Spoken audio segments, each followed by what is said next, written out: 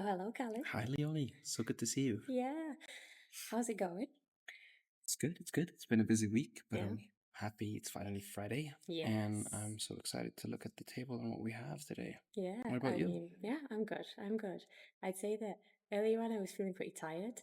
But now that we're doing this, like I've just got a whole surge of energy again, and Yes. this is how I know that this is what we should be doing. So I'm glad that you mentioned that you looked at the table because it wouldn't be our podcast without some small plates. So today on my way here, I stopped by the supermarket and I got us an array of different things. Might not be the things that one would usually put together, but we're going with it. So basically, I can't be picky. I'm feeling grateful here. So basically, we've got some sushi rolls, some vegan sushi rolls. We've got a bit of soy sauce and some ginger. So of course, we've got the chopsticks to eat with that. And then we've got the unexpected component of the dinner, which is some antipasti. So we've got some little peppers that are stuffed with, I think love it's those. ricotta. Okay, that's good. And we've got some olives. Not only olives, Ooh, but grilled olives. And for anybody that's never tried these, I suggest that you go There's a out. stuffing inside. I think that's garlic, right? It looks Wow, like chopped. okay. Yeah. So we cannot breathe on anybody after this. Oh, well, I think we can. We have the bragging rights to, we'll call it small plates, big ideas, and nice fumes. So that's good. That's going to be the name of this episode: small Okay. plates, big ideas, and nice fumes. All right. So since you bought the food, you're gonna bring the topic, obviously. Yes. So the topic that I would love to dive into today is a topic that has been giving me a bee in my bonnet recently, as we say in English. Or maybe Britain. I've never heard anybody else from anywhere else saying that, but yeah, it's a very British thing to say. Bee in my bonnet. Yeah, it means I'm just getting pissed off with it. Okay. And this is the idea that's floating around in the marketing industry, specifically the performance industry, that we have full control over the metrics. Okay. I'm just going to let that percolate for a minute. Yeah. That's sounds too ambitious. And of course it is. Yeah. I mean, before we dive into why that's impossible, the first thing that I would say about that is if we could control all of the metrics, right? If I could go into the channels, into the platforms, and push a button that says the cost per purchase is always €15, the CPM is always going to be €8, I wouldn't even have a job, right? There'd be no need to test. There'd be no need to investigate. There'd be no need to optimize because it'd all be very easy, very controllable. And it's just not like that. And I think that there's multiple things that are floating around in the industry at the moment, particularly a lot of messaging where people are promising to get a certain level of performance within a set time frame and things like this. And I think that when the performance changes, or when performance becomes unstable, or when the performance metrics don't evolve in the way that we think that they're going to evolve, people are surprised by it. And I'm like, why? That's the whole part of performance marketing, right? It's not we cannot control it. It's an interesting approach because it's like, I don't know, I love my metaphors and examples. Like you trying to go to surf in an ocean and you're waiting for the waves, but you expect all the waves to be at the same height and same level, and that becomes boring. You need a challenge. You need to keep on optimizing, search for the best wave to ride, and then maximize based on that, because change is the only constant. Exactly.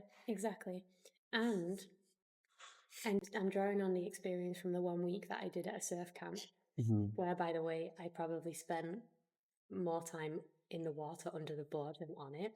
But one thing I noticed, and I think it can also add onto the example that you just gave, is that when you're waiting for the waves in the sea, there's loads of other people waiting for the same wave. And what I didn't know, and this was a rule that I had to learn the hard way, was that you're supposed to there's like a whole rule system with surfers where when you see somebody else going for the wave, only one person's supposed to ride the wave at any one time. And the reason why I've used that, to add on to your example, is because performance marketing is about competition, right? In the end, unless you're buying for impressions, which, for example, only on Meta you can do it, like the reach and frequency campaigns, For every other campaign type, you're going into an auction, which means that you are competing with other advertisers. That means that you can't control it because you don't know what the other advertisers are going to do. It sounds to me like you are distancing yourself, if you're a marketer, a performance marketer on paid social, you're distancing yourself from the fact of understanding or even respecting demand and supply. Yeah, exactly. Yeah, so this means you forget that demand and supply and everything about the economy also applies in an algorithm-based system where you have buyers of ad spaces and the system is selling that, and mass adoption gets the pricing up, of course. Exactly. So we're talking about, yeah. Okay, so what's really bugging you in specific? Like, are there specific examples of things that you think, is it you just think, okay, why, like, this is obvious for you, but why do you think marketers or some marketers, performance managers, digital heads of digital, don't get it? Do you think they don't get it, or they're just setting a North Star to exert pressure to perform? I think it's both. Okay. So I think that there are some people in the industry who've maybe not been in the industry for that long. And I think that this is something that you see with time. Okay. Maybe you can conceptualize it early on in the industry, but it's really something that you see with time. Like for me, I've seen the fluctuations in performance that happen, for example, throughout the seasons in a year. You know, the most obvious one is the fact that in Q1, the CPMs are at the lowest of the year, and then by Q4, they've gone up like 50%, sometimes even more. And that's because towards the end of the year, we have huge sale pushes, right? There's all of the Cyber Week, Singles Day, Christmas, New Year, end of year. So then in Q4, it becomes very expensive because everybody's bidding for the same ad space. Everybody cranks up their ad spend at this point. And then I've also seen it like even more zoomed out. So for example, when COVID hit, everybody stopped advertising online because that was such an unstable time globally. Nobody knew how their businesses were going to perform. So everybody, well, not everybody, a lot of advertisers pulled their ad spend, which meant that CPMs dropped, which meant that there was less competition. So if you were still advertising at that point, you were getting media for super cheap. Okay. Yeah, it seems like when the masses stop. So, like, explain to me when a lot of money, I mean, it's basic, it sounds basic, when you pull out a lot of money out of the market, then the prices go down because you have much more supply than demand. Exactly. The basics. You mentioned COVID, and that was a mass kind of decision, more like a panic preventative measure to you cannot predict what's going to happen, and therefore you stop your ad spending, and therefore you have less players sharing the pie and benefiting from that drop. Exactly. Okay, are there other scenarios, like we talked about COVID, and definitely this is a volume driven action that caused this shakeup. What are other examples of this happening without something like a pandemic? There's a lot of different examples without a pandemic. I mean, it could even be on a business level. So, for example, you have certain advertisers that are absolutely dominating the space in terms of spend because they simply have one when. I got scared from the advertisers. The whales, yeah. Yeah, sometimes they make us feel a little bit shaky. Like if a big advertiser that is pumping a lot of spend into these platforms, and it might not necessarily be that they win every auction, because it's not only the spend factor that helps an advertiser to win the auction, but by just bidding the sheer amount and having the sheer amount of budgets that they do, they are contributing to the bids going up, right? The amount that you need to pay to win an auction. If an advertiser like that was all of a sudden to decide to stop advertising on one of the platforms, that could skew, because when they pull out, the cost of the auction goes down, right? There's less competition. So it could be happening on like a business level if businesses go bankrupt, or maybe it's a decision, sometimes it can be like a marketing decision to say, okay, we're just not going to advertise on that platform. Maybe it's because they don't like the platform anymore. There's always controversy around some social media platforms. So sometimes these decisions do get floated within businesses of whether that's the right way to go. We're so interconnected. So one example is the mass adoption or, kind of disruption. The other one is some brand having too much power over huge budgets that could affect the prices. And then I could think of examples of, let's say, you talked about platforms. So when, let's say, Elon Musk bought Twitter, or when you have things where specific political conversations are happening, some big advertisers like the size of Nike or whatever would boycott advertising. It's entirely possible. Yeah, so it's politically motivated or so platform related, business size related and activity. Yeah. And like mass adoption. Right. Okay. Yeah. And so let's tie this more to performance, because we're talking about this for a reason, right? Yeah. And how do you go on analyzing or changing the mindset when it comes to your customers or whoever you're working with is so fixated on a specific metric, like it's, as guaranteed as buying a kebab sandwich from for the lack of a better. I love that analogy. Yeah. So I always think education is power. So, for example, if I'm working with brands, with partners, and they expect a certain level of stability in their metrics, if they expect a certain level of stable progression in their metrics, I always try to educate them on all of the different factors that can affect performance. There's a group of factors that as advertisers we cannot have control over. So those are all of the macro factors, the socioeconomic factors, even the weather can change the ad performance. And Lord knows, if you live in Berlin, you ain't got any control over the weather. So there's factors that we really cannot control.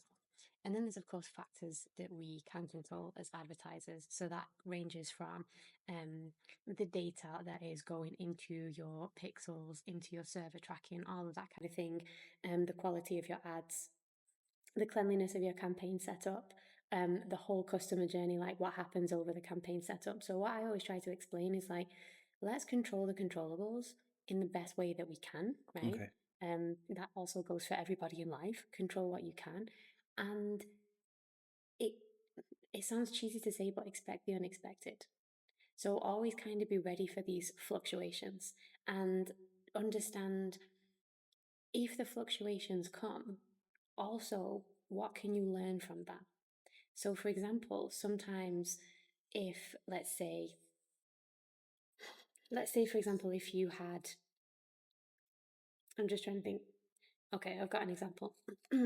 Say if you were bidding very high on a specific campaign and you were using the bid to control the spend to a certain extent, and the budgets were kind of open. So you had a super high budget, but maybe you're not intending to spend that much. And all of a sudden you come into work on a Tuesday morning and you look at yesterday's spend and you get the shock of your life because it increased so much and you weren't expecting that because something in the auction changed, right? Maybe something fluctuated and that caused your campaign to spend a lot. Now, while that's not ideal, you got the cold flash that goes through your body when you're like, oh my God, what happened? Always use it as a learning, right? So first of all, the lesson is to make sure that you are actually happy with the parameters. That's the one thing I didn't name in the beginning. If you're gonna, if there are certain things that can go wrong, say for example, if you're kind of playing this game with the spend and you're thinking, oh, let's see how much we can spend and really push it, expect that might just happen, So make sure that you've put parameters in place that you are really happy with, and that if something was to go wrong and everything was to explode, that if everything really, what am I trying to say? If everything grew to the maximum of the parameters that you put on it, would you still be happy with that? And the second thing is always learning. There is always something to learn. So going back to the spend example, if you did see this huge spike in spend because you put the budget too high or whatever, what happened to the other performance metrics on that day? Because the thing is, performance is always going to change, and unexpected things in marketing are always going to happen. I mean, this is one of the fastest changing industries, I think, anyway, and given to like the conversations that I've had with people. So this kind of thing that should be expected, and there's always something that we can learn from it. Leonie, all sounds good, but why would marketers want to tap into volatility when they have more, if they can buy offline where they can control the cost and, it's high risk, high reward, but that volatility, even if you put parameters, you're talking about buffer zones that are controllable. And if you're happy with, let me play the devil's advocate, like the buffer zone doesn't need to be a place where you can feel happy. It needs to be a place where you can tolerate, because this is a journey where you have ups and downs and you have to limit, right? But if I was the head of digital at some big company, I don't know, say booking.com or something, and I have KPIs that are strict, that are going to dictate my performance and my promotion and how my team gets promoted and everything. There's so much that is tied to that performance, that is tied to a market that is super volatile, that is algorithmic based. And I could put my buffer zones, but if I have a limited budget, I need to use it all. And I cannot explain how this buffer zone is going to cushion me, because I need to spend it. If I don't spend it, I'm talking politics right now, office politics, then I would get a less budget next year on my marketing activity. What is the best way to kind of make me feel comfortable, to educate, as you said, my stakeholders, in order to make sure that this is not a budget to be spent, but this is a budget to balance the volatility and make it controllable? Okay, so the question there, I think that there was two questions that you asked in there.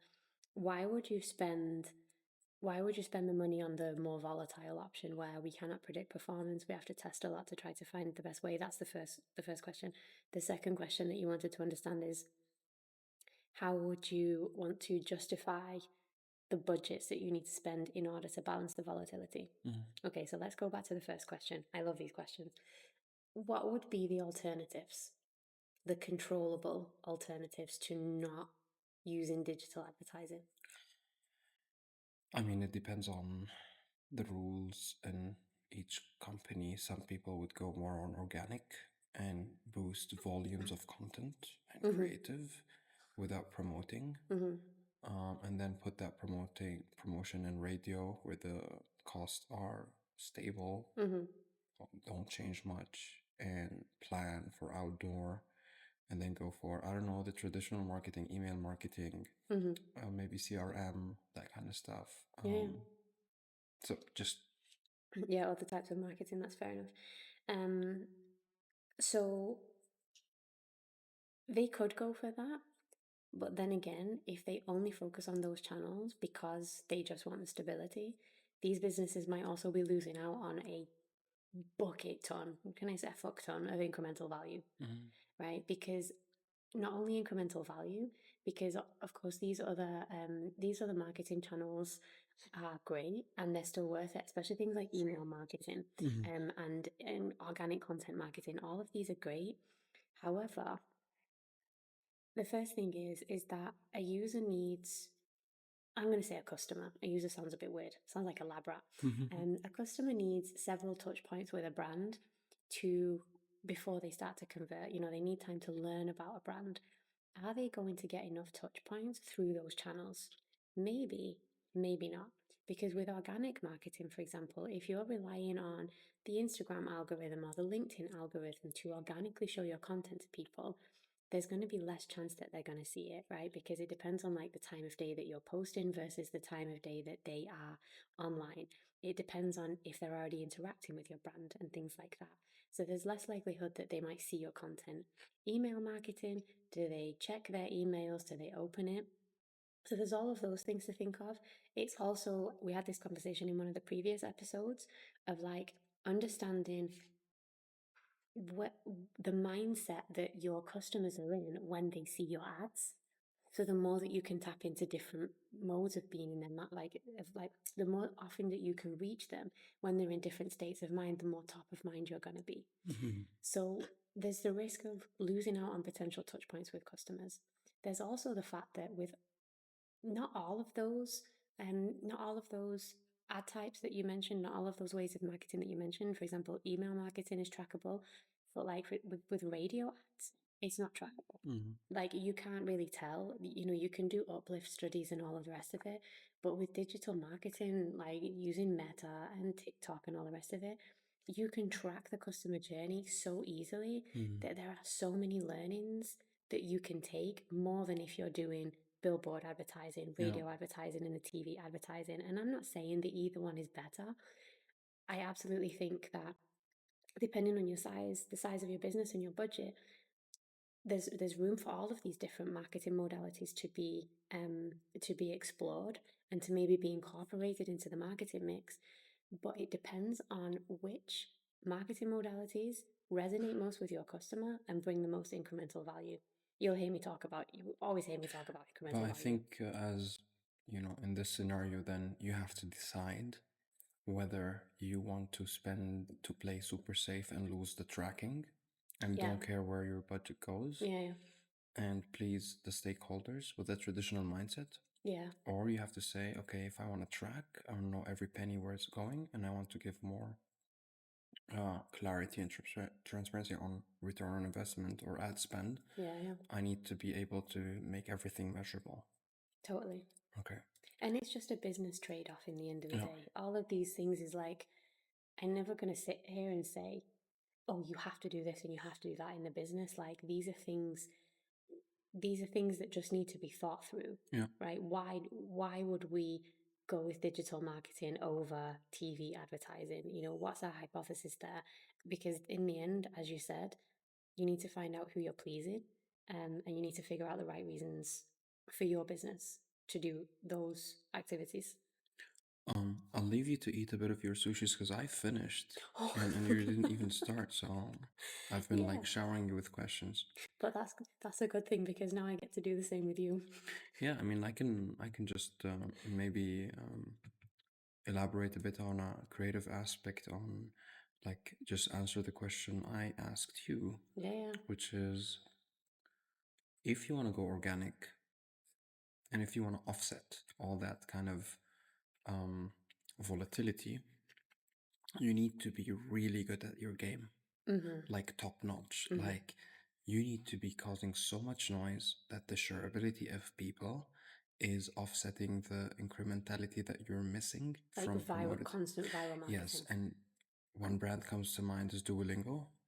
So the content they create, they don't have products. They have one thing, which is that language aspect.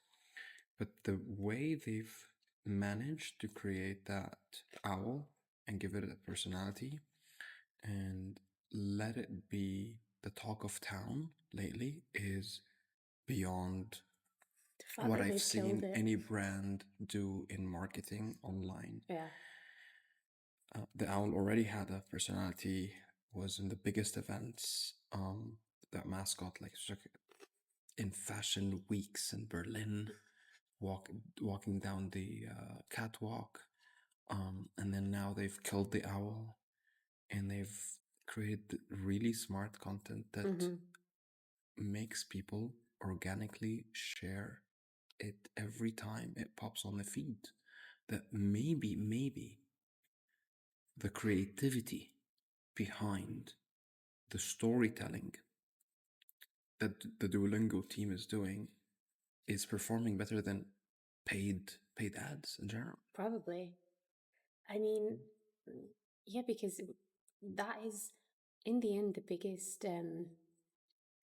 biggest way to go viral is to get people talking, right? And that, as you said, that can deliver more impressions than a paid ad could, depending on your budget. But a paid ad that is low in quality, that doesn't have much of a story behind it, yes, you might see it 5, 6, 7, 8, 9, 10 times, But if it's not doing anything, if it's not invoking an emotion, you're probably going to forget about it and get bored. But as you said, what Duolingo's doing is it's getting in people's faces a lot. And it's invoking an emotion. And it's so, remember we talked about the trends thing, and they're doing it so good that, the first season of Squid Games came out. Duolingo saw a spike in people trying to learn Korean. And then they worked with the data, they had the insight, and Squid Games 2 comes out, and they have this whole big launch with Netflix and Squid Games, and then every brand tried to follow suit, like from KFC to I don't know what, and then from there they've been everywhere, sports events, fashion, all that kind of stuff. There's so much strong brand identity and brand recall, and they humanized that owl, and then they killed it for the shocker effect, and it's just such a roller coaster of what Duolingo's doing, and hats off to them. But it's creating so much noise that I haven't seen a brand do in a long time, just with proper copy and simple images. Yeah. And the cost of those creatives is not much. Yeah. I can even see it now that as we're talking about it, because yesterday when I checked my phone, I have the Duolingo app, and the owl's got crosses in its eyes. Did you know that the crosses are maybe a hint at the X platform? Like the X on the owl's eyes? No. I saw this Where post. did you hear that? I don't know, I saw this post that's saying like two birds. It was just like in memory of two birds, and he had like the owl with the Duolingo one with the X's on the eyes, like his pupils, and they had the Twitter bird that got killed, the blue one, and yeah, it was like cancelled or X or whatever. So there's so much. Even like they've reached a part of like they're playing with subliminal messages, which is super brilliant. Yeah, not what I was expecting from a language learning app. Yeah. Shout out to the Duolingo team. Like, you've done well. Yeah. Great. I'm glad I gave you space to finish that. Sushi, did you try the peppers and the olives? I've not tried the peppers yet, but try the olives are good. Yeah. Yeah. From your side, like as a creative who is also has a lot of touch points with performance marketing, so have you ever been in a position where you've been briefed on something and there have been performance expectations hanging onto the creative? All the time, ever since I joined. How does that make you feel? It's just really drifts the conversation to somewhere where you don't find shared values or shared goals, because the creative is meant to inform. It is meant to translate a specific message, emotion, feeling, and it is a vehicle, not the end destination. It's like you're saying to the vehicle, I bought this car and I expect you to drop me there instead of you doing the work and stuff. Now with electric cars, okay, we can talk about it, but like in another way, just to put it, creative is performance assisted or assisting, not performance guarantee. It has so much power because it gives you the space to craft whatever you want to say, and when, where, how, and then it gives you that access through those platforms. Now, when I get briefed about those, I usually challenge and I say, look, we've moved creative from people doing award-winning pieces to volumes of creatives that are able to make you stop the scroll, thumb stopping. So today's mindset is, am I creating for an award or for a brand, for a buzz, for noise, or like Duolingo's doing? Or are we stopping with, are we creating for thumb stopping, attention grabbing? And it could be both, and that's what Duolingo's doing, right? The thing is, when those discussions happen in boardrooms or on calls and everything, I usually go back to the customer and I just ask, okay, based on what is this KPI? Like, where are we advertising? Which market? Who are the audiences? Have you done creative testing before? What worked and what didn't work? Do you have a report on the last 3 months, 6 months of what worked and so on? Yeah. And usually the answers are no, we want a CTR of X or we want a CPA of Y. I'm like, okay, do you know the benchmarks? So when we talk about CTR, it's click-through rate. It is how you measure creative converting from the creative to your landing page and so on. So there's a rate, and the creative, if it's compelling and persuasive, it's going to transact in a way where you land on where you want your audience to land. Oftentimes, those CTRs, like if I say I want a CTR of 5, and if you look at Meta, for instance, or any other platform, you see an average of, let's say, 2.5 to 3, and that's good. Yeah. So based on what did you put the 5? If the best advertisers are getting 3, then you have to play within that range. And then you also need to make a really good job to actually reach that range because of the competition we're talking about. Yeah. So what you can control is your copywriting, is your variations, is your testing, and is your, like, the more precise the brief is, the more you're fueling in relevance and ways the creative is crafted to meet your KPIs. But sometimes if you overbrief, you also restrict and limit with your brand guidelines. The creativity a little bit. Yeah, brand guidelines, and usually brand guidelines are stiff. It's the book of law, and sometimes you need to break the rules. Farmers don't work that way. You need to break the rules in order to win. And to break the rules is sometimes you need to be less attached because there are restrictive beliefs in terms of, brand guidelines. Yeah, brand guidelines, you use your colors, use the font, it's fine. Yeah. But then there's not much brand guideline. I do understand the brand guideline on a billboard. Yeah, totally. But if your intention is to shock, then guidelines will never help you shock. You have too many guardrails and so on.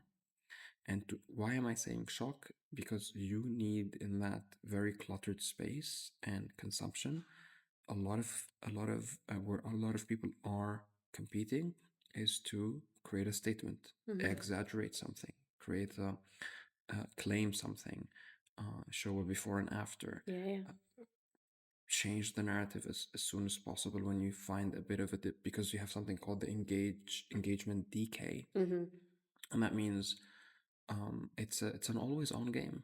It's an always on game. And yeah, I mean, there are many discussions, just to kind of close on this topic, that I have with advertisers that think of a specific KPI. I usually shift the discussion to a range and a percentage rather than a monetary value. And then I ask if they've audited anything. And if not, we start with that. And therefore, I go through the best practices. Because your creative on one platform could perform better than the other because it's abiding by their safe zones and their way of content and context versus, So there's a lot, but I think we need another episode for that discussion. Absolutely. Let's dive into that because it is like, I think it's important for everybody to understand how to brief and also like how what you put in the brief, as you said, affects the output, because I think a lot of people don't spend enough time on the brief. Maybe they'll like do a kind of half-ass brief and hope for the best and just hope that something comes out. But I also really liked what you said about introducing the range of metrics that can happen. I like that they should be looking at, that they should be happy with. That's also something that I do, not in the same way though I'm talking about like a range in click-through rate. I'm talking about a range in metrics. Holistic view. Yeah, because they might be so focused on the ROAS or the CPA or something like that. But I'm like, if we can break down every stage of the trackable customer journey and we see that some of the metrics are changing, we can identify where in the journey the metrics have changed. And then you can start to understand, okay, was it these macro topics that we were talking about earlier? And that's usually affecting like the metrics further up the, further back in the journey. Or is it really something in the customer journey that's changed? For example, maybe somebody changed something on the website, Maybe your website isn't loading fast enough, or some tech issue might be happening. And if you're only looking at if you're trying to keep everything stable and you're only looking at one metric, you're going to miss out on a whole load of information and being able to learn and even new opportunities to test. Makes sense. Yeah. It's not as easy as, people would like it to be. Of course but it's not. also, once you you get the full story, you're able even to have a more solid defense and offense mechanism in place, and you wouldn't be challenged internally because, as you said at the beginning, education, knowledge is power. So when you know how things work, you're able to kind of consult and get a buy-in. And if it's not working, then you make your own decisions. Exactly. And that's actually when it gets really fun. Like, once the education has happened, once everybody's on board, if you can get them on board, and you can really start to say, as you say, you test and you refine and you start to learn. That is one of the things that I love about this job. Like, I love learning. Like, what tweaks performance there? What tweaks performance there? If there is some kind of thing that we cannot control that affected performance, okay, how do we respond to that? It's like a maintenance mindset. Like, I would optimize, maintain to keep that running. And sometimes it's a psychographic insight, political macro, micro, internal decision memo, brand. It gets you to zoom out and look at everything. And it's so cool to be able to do that sometimes. Speaking of zoom out, I think let's zoom out now and wrap it up.